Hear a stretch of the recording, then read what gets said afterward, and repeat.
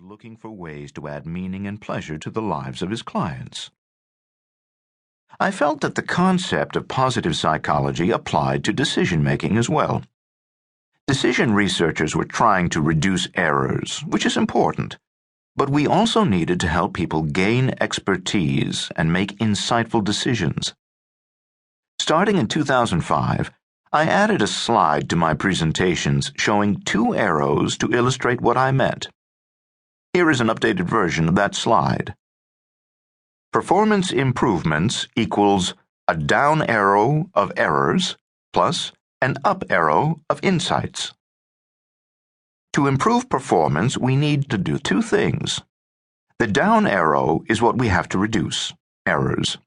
The up arrow is what we have to increase, insights. Performance improvement depends on doing both of these things. We tend to look for ways to eliminate errors, that's the down arrow. But if we eliminate all errors, we haven't created any insights. Eliminating errors won't help us catch a car thief who chooses the wrong moment to flick his ashes.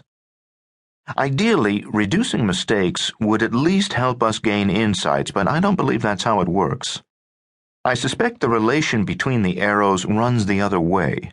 When we put too much energy into eliminating mistakes, we're less likely to gain insights. Having insights is a different matter from preventing mistakes.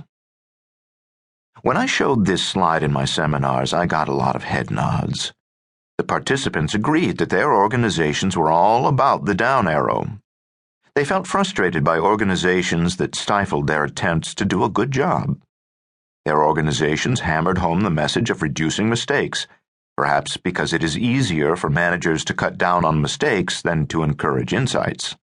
Mistakes are visible, costly, and embarrassing. However, I also started getting a question. How can we boost the up arrow? The audiences wanted to know how they could increase insights. And that was the question I couldn't answer. How to boost insights? I had to admit that I didn't know anything about insights.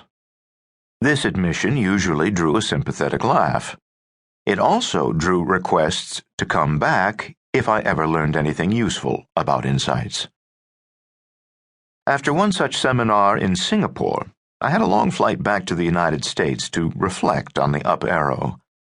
I wished I could help all the people who wanted to restore a balance between the 2 arrows in the equation. And then I remembered my stack of clippings that was waiting for me back home. So, in September 2009, I started my own investigation of insight. I began collecting more examples. I was just poking around, nothing serious. I wanted to explore how people come up with unexpected insights in their daily work. Most studies on insight take place in laboratory settings using college undergraduates trying to solve artificial puzzles. I wondered if I could learn anything useful by studying the way people form insights in natural settings. I didn't anticipate that this project was going to dominate my attention for the next few years. I didn't foresee that I was going to get drawn into a mystery. Actually, I got drawn into 2 mysteries. The first was, what sparks an insight?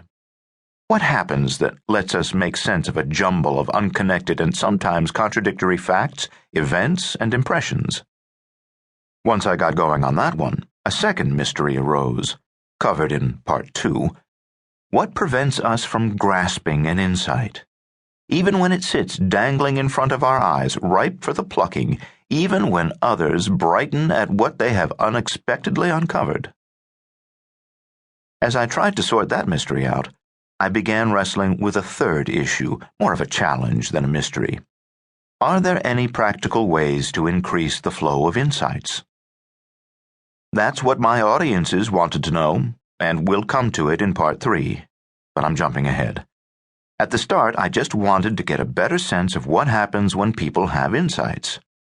Here are a few of the stories from my collection. Lighting Up Life. Martin Chalfie is a soft-spoken man with a relaxed way of describing complicated topics. He is a professor in the Biological Sciences Department at Columbia University, conducting research on the nervous system of worms. One day, almost 25 years ago,